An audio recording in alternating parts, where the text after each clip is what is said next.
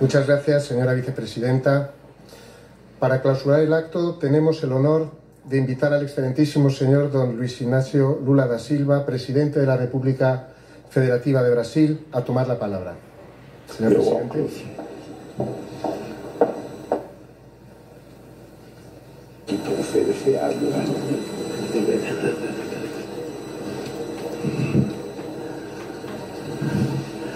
Depois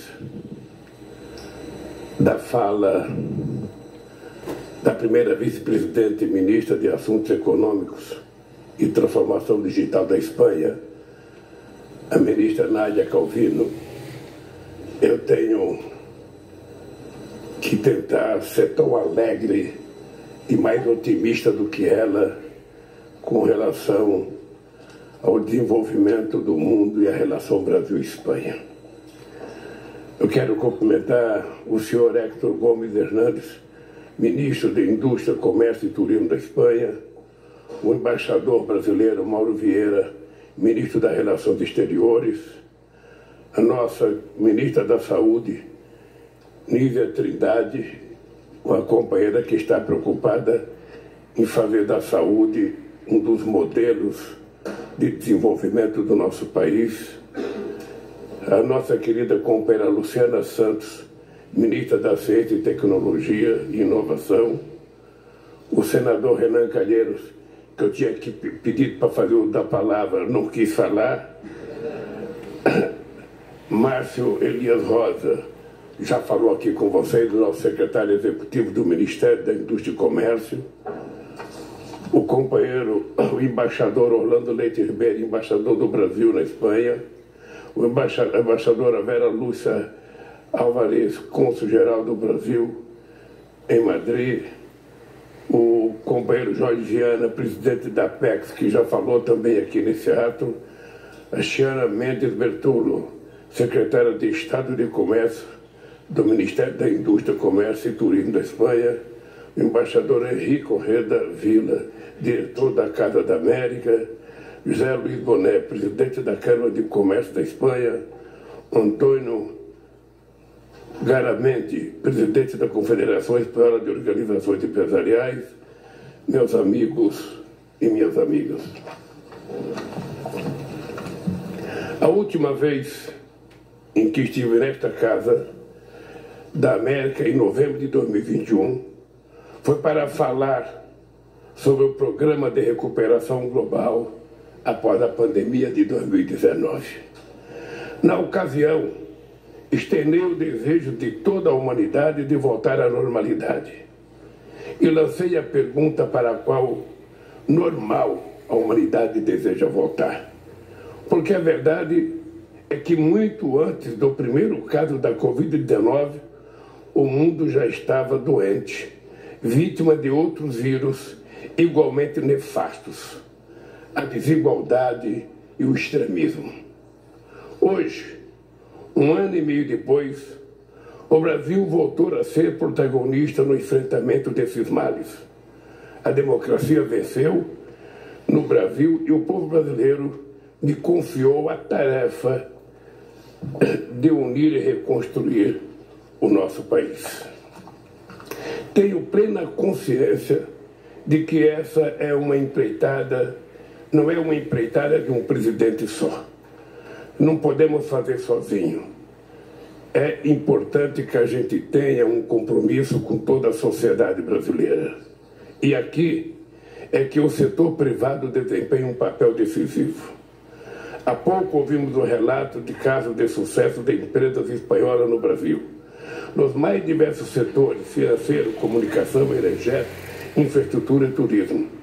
Esse sucesso não é só medido pelos resultados financeiros dessas companhias ou pelos lucros que trazem aos seus acionistas. É medido, sobretudo, pelo impacto positivo que traz à sociedade na qual estão inseridas por meio da geração de emprego e distribuição de renda. Eu aqui queria só lembrar vocês que não está presente aqui duas das figuras que eu aprendi a respeitar e admirar aqui na Espanha, que foram os primeiros grandes empresários a dar um voto de confiança na minha eleição em 2002. Não está aqui o companheiro Alerta da Telefônica e não está aqui o companheiro Botim, que era o presidente do Santo André. Eu digo isso com orgulho porque foram as duas primeiras pessoas que confiaram na minha eleição em 2003. E eu não posso esquecer nunca que depois de receber o Botim, faltando uns 20 dias para as eleições, ele me disse que o sistema financeiro estava preocupado com a possibilidade da minha vitória, que os empresários estavam nervosos, e ele pediu para mim para dar uma entrevista coletiva. Saiu da minha sala de reunião e foi dar uma entrevista coletiva dizendo: o Santander vai investir no Brasil porque o Santander acredita no Brasil e acredita no futuro presidente da República. E foi assim que a minha relação nasceu com essas duas figuras do mundo empresarial espanhol, da qual eu irei respeitar para sempre. O Botim já morreu, o Alerta está com problema de saúde e não pode estar aqui. Mas cumprimentando eles, eu quero cumprimentar todos os empresários que direto ou indiretamente investem no Brasil. A Espanha é o segundo maior investidor estrangeiro no Brasil. A estabilidade política e o crescimento da economia brasileira voltarão a trazer excelente retorno às empresas espanholas.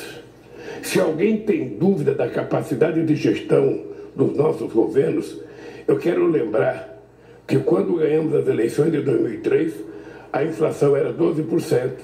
Nós controlamos a inflação e ela ficou dentro da meta em 4,5%. Nós tínhamos desemprego de 12%. E quando terminamos o governo do PT, o desemprego era de apenas 4,7%. Era um desemprego padrão Dinamarca, padrão Suécia, padrão dos países nórdicos. E conseguimos gerar, num período em que o mundo desenvolvido desempregou 100 milhões de pessoas, nós conseguimos empregar 22 milhões de trabalhadores, sabe, na formalidade. As condições, nós tínhamos uma dívida interna bruta de 60% do PIB, entregamos ela com 37% do PIB. O Brasil tinha uma dívida com o FMI de 30 bilhões. Nós não só pagamos a dívida, como emprestamos 15 bilhões de dólares ao FMI e ainda deixamos 370 bilhões de dólares na reserva, que foi a primeira vez na história que o Brasil fez reservas. E essas reservas é responsável até hoje pela solidez da economia brasileira, apesar do baixo crescimento. Não vou me apegar apenas ao passado. Vamos olhar juntos para o futuro. As condições estão dadas para aprofundar mais nossa cooperação econômica e comercial. Queremos atrair uma nova onda de investimentos espanhóis. O programa de investimento em infraestrutura que lançarei em maio próximo trará oportunidades promissoras, além de extraordinárias. O aperfeiçoamento da infraestrutura logística é um desafio que o Brasil deve enfrentar para consolidar seu desenvolvimento. Nenhuma obra permanecerá paralisada. Vamos transformar o Brasil em um canteiro de obras, construindo, ampliando e modernizando portos, aeroportos, rodovias, ferrovias e hidrovias. Vamos superar os gargalos que minam a competitividade brasileira. Sou entusiasta de que os setores públicos e privados andem de mãos dadas, porque só assim conseguiremos fazer um país crescer e melhorar a vida de milhões de cidadãos. Seguiremos com estabilidade política e social, segurança jurídica e previsibilidade. Estamos fortalecendo os marcos regulatórios necessários para que os parceiros do Brasil possam fazer negócios com toda a tranquilidade necessária. O Brasil voltará a desempenhar um papel de liderança na agenda climática e na transição energética. Possuímos possivelmente a mais limpa matriz energética entre todos os países. 80% da nossa energia é energia limpa. A eletricidade provém de fontes renováveis, hidrelétricas, eólica, solar, etanol, biomassa, e agora estamos provando que vamos entrar no mundo do hidrogênio verde, o que poderá possibilitar uma nova oportunidade de investimento no Brasil. Há um mês, estive no Parque Eólico de Chafariz e na usina fotovoltaica de Luzia, ambas na Paraíba, ambas de um empresário espanhol. Esse complexo recebeu investimento de 630 milhões de euros da Iberdrola e fornecerá energia limpa a 1.300.000 pessoas. Seremos implacáveis no combate aos crimes ambientais. Vamos cumprir nossos compromissos de zerar o desmatamento até 2030 e seremos rigorosos na repressão ao garimpo ilegal contra os que atentam contra os povos indígenas. Lembro aqui as metas que voluntariamente adotamos para a redução das emissões de gases de efeito estufa. Essas credenciais nos levam a apresentar a candidatura do Estado do Pará, na cidade de Belém, no coração da Amazônia, como sede da COP30. Fato esse que nós esperamos ter o apoio dos nossos amigos da Espanha. Também voltamos a investir no nosso bem mais precioso, o capital humano. Teremos uma estratégia nacional para a indústria do conhecimento. Vamos trazer a indústria brasileira para o século XXI com apoio à inovação, à cooperação público-privada, ao acesso e financiamento com custos adequados. Essas medidas são para fazer com que a nossa economia seja bem mais competitiva. Mas a competitividade que almejamos não é um fim em si mesmo. É um meio para aumentar a qualidade de vida da população. A competitividade que queremos não pode resultar na redução da renda dos trabalhadores, na diminuição do emprego formal, na restrição da liberdade dos trabalhadores ou do desmonte das políticas públicas. Queremos reproduzir nos setores secundários e terciários da nossa economia a exitosa experiência que fez do Brasil uma potência agropecuária, produtora de alimentos e de agroenergia, agregando às condições naturais do país a eficiência do trabalho, da ciência e da tecnologia e de políticas públicas eficazes. A maior competitividade da economia brasileira envolve nossa firme decisão de investir no desenvolvimento científico e tecnológico e no fortalecimento da capacidade de inovação de nossas empresas. Todas essas medidas domésticas são complementadas por ações do fortalecimento do nosso comércio exterior, com a ampliação de mercados e iniciativas nos organismos multilaterais, a fim de deter a marcha insensata do protecionismo no mundo.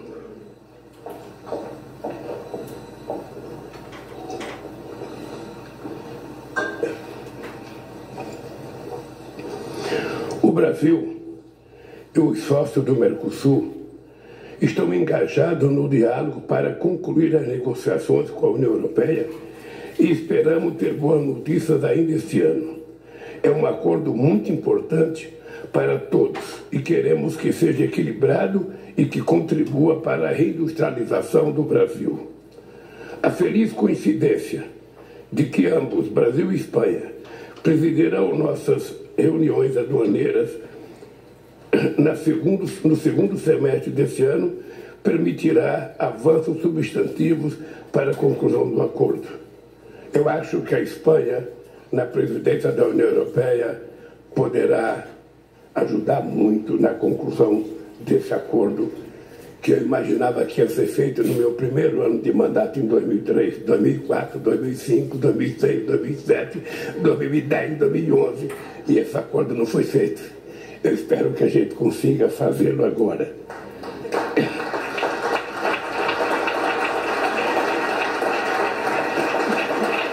Estamos forjando assim um futuro cada vez mais indissociável e próprio para milhões de brasileiros e espanhóis. Um futuro de crescimento e inclusão. Bem, eu queria aproveitar essa oportunidade, antes de falar muito obrigado, para dizer uma coisa à nossa querida ministra. Quando eu deixei a presidência da República em 2010, eu lembro que a Telefônica tinha me convidado para um debate em Londres. Eu lembro que naquela época só se falava do crescimento econômico da China. E eu tentei mostrar para os empresários que a China poderia estar crescendo muito, mas eu duvidava que algum país tivesse a quantidade de obras simultâneas que o Brasil tinha naquela época. E eu disse que nós estávamos concluindo 3 das principais hidrelétricas do planeta Terra. Eu disse que a gente estava concluindo 12 estádios de futebol para a Copa do Mundo. Eu disse que a gente estava fazendo 1.007 quilômetros de ferrovia. E eu disse que a gente estava fazendo 20 mil quilômetros de cabos para energia elétrica. Eu disse isso com orgulho de quem tinha assumido um compromisso de construir 4 milhões de residências, que foi o maior plano de residência já feito na história do meu país.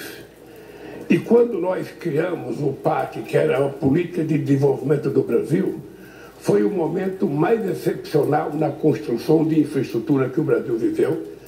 E eu brincava com a Angela Merkel que ela se preparasse, porque o Brasil já estava na 6ª economia do mundo, que a gente poderia pegar, sabe, chegar à 5ª ou à 4ª economia. Lamentavelmente, houve um retrocesso no Brasil. Lamentavelmente, hoje o Brasil é a 12ª economia ou a 13ª. Lamentavelmente, o Brasil se afastou do mundo. O Brasil era um grande protagonista internacional. É com muita tristeza que eu volto à Espanha em 2023 e fico sabendo que eu fui o último presidente a vir aqui, sabe? E que em toda a Europa nós estamos há 6 anos sem visitar nenhum país. Durante 6 anos, quase nenhum governante do planeta Terra visitou o Brasil.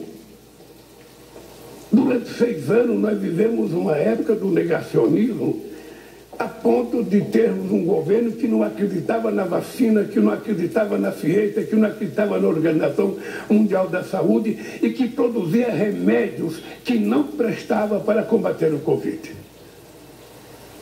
Eu nunca imaginei que a gente pudesse ter um retrocesso que a humanidade está tendo. Porque a humanidade está virando vítima do algoritmo, está virando vítima da inteligência artificial, está virando vítima do fake news. Ou seja, é impressionante como a sociedade está sendo induzida pela quantidade de mentiras que são colocadas todo santo dia na cabeça das pessoas. Eu jamais imaginei que a humanidade fosse ficar tão individualizada como ela está agora. Eu sempre achei que a humanidade nasceu para viver em comunidade, para viver em fraternidade, para viver em solidariedade, para compartilhar as coisas que a gente era capaz de produzir. E de repente, eu me vejo diante de uma humanidade com muitas complicações, em quase todos os países do mundo, resultando inclusive numa guerra insana, que é a guerra da Rússia e da Ucrânia. Uma guerra que eu compreendo perfeitamente bem,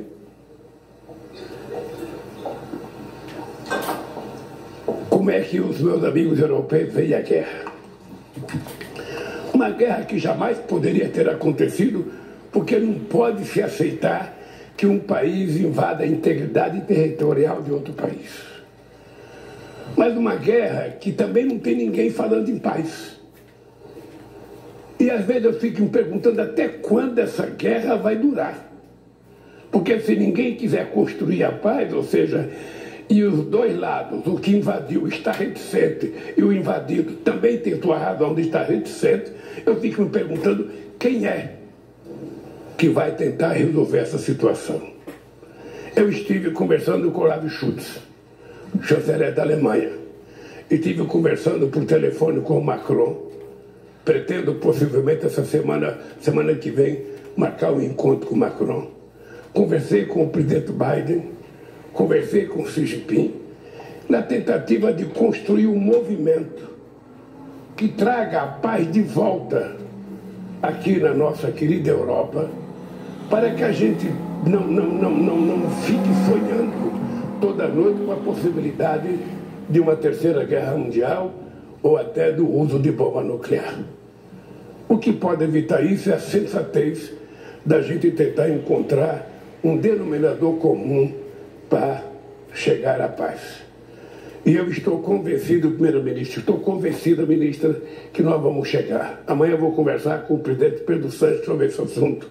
O Brasil está empenhado na tentativa de arrumar parceiros para que a gente possa trazer a paz, para que a Ucrânia possa ficar com seu território, para que o Rússia fique, com a Rússia, mas para que o mundo não sofra a falta de alimento, para que o mundo não sofra a falta de fertilizante e para que o mundo volte a prosperar para gerar os empregos que a humanidade precisa. A Espanha para o Brasil é muito especial. Eu aqui tenho uma relação histórica muito forte com Felipe González, tive uma relação excepcional com o presidente Aznar, tive uma relação extraordinária com o presidente Zapatero e agora começa uma relação que eu espero que seja extraordinária com o ministro Pedro Sánchez. Ou seja, para um presidente da República, não importa a ideologia do presidente, o que importa é o respeito da relação entre os Estados, porque todos nós queremos construir o bem para o nosso povo. A relação do Brasil com a Espanha me parece que está chegando por volta de 10 bilhões de dólares. É maior do que com a França, é maior do que com a Itália, é maior do que muitos países, mas é pouco diante do que a Espanha pode fazer no Brasil e do que o Brasil pode fazer na Espanha. Os empresários brasileiros precisam aprender a investir fora também, a investir em outros continentes para se transformar em empresas multinacionais e não ficar apenas sendo empresas nacionais. E nós queremos atrair o capital produtivo espanhol para o Brasil. Eu, durante muito tempo, tinha noção de que a Espanha era o terceiro investidor externo no Brasil. Só perdia, às vezes era o quarto, porque às vezes tinha a Alemanha que investiu um pouco mais. E eu quero voltar a ter a Espanha investindo no Brasil. O que é que nós podemos oferecer à Espanha? Primeiro, o mercado. Segundo, o projeto. Terceiro, aquilo que todo empresário precisa e todo governo precisa. Primeiro, credibilidade do governo com relação aos investidores externos. Segundo, estabilidade política, econômica e social dentro do país. E terceiro, previsibilidade para que ninguém seja pego de surpresa. Nós estaremos, no mês de maio, apresentando um projeto de infraestrutura, porque se no governo anterior do Brasil não houve nenhuma visita à Espanha, também não houve nenhuma reunião com os entes federados, nem com governadores, nem com prefeitos. Eu, em 3 meses, já fiz 3 reuniões com governadores, pedindo para que cada governador apresente os 3 projetos mais importantes para os seus estados, e com esses projetos nós vamos sair internamente e vamos sair ao mundo, oferecendo oportunidade de investimento no Brasil. É assim que a gente vai fazer com que o Brasil volte a gerar emprego. É assim que a gente vai fazer com que o Brasil reduza a taxa de juros, porque é impossível fazer investimento com a taxa de juros a 3,75. É impossível. Eu espero que a Espanha coloque dinheiro para emprestar mais barato, para a gente poder ter empresário que vem aqui buscar dinheiro emprestado. O dado concreto é que eu voltei a governar o Brasil com um único objetivo. É uma obsessão recuperar a credibilidade do Brasil diante do mundo, recuperar o processo democrático do Brasil e fazer com que o Brasil volte a ser protagonista, sobretudo na questão climática. O Brasil sabe a importância que ele tem, o Brasil sabe o potencial que nós temos em qualquer forma de energia limpa. Todo mundo sabe que o Brasil tem um potencial extraordinário e nós vamos utilizar esse potencial para tentar melhorar não só a capacidade produtiva do país, mas melhorar a vida do povo brasileiro, porque ainda nós temos 33 milhões de pessoas passando fome.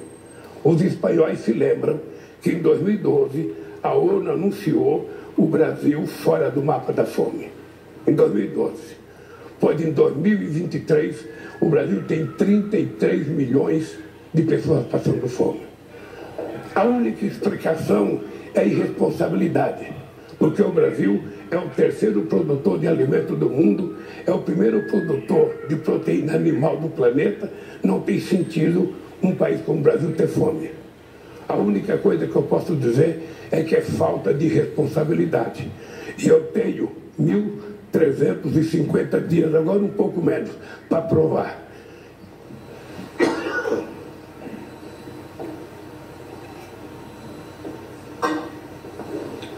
Para provar que o Brasil vai voltar a ser protagonista internacional, não só da questão climática, mas da questão do crescimento econômico e na perspectiva de construção da paz na guerra da Ucrânia com a Rússia, da guerra da Rússia com a Ucrânia.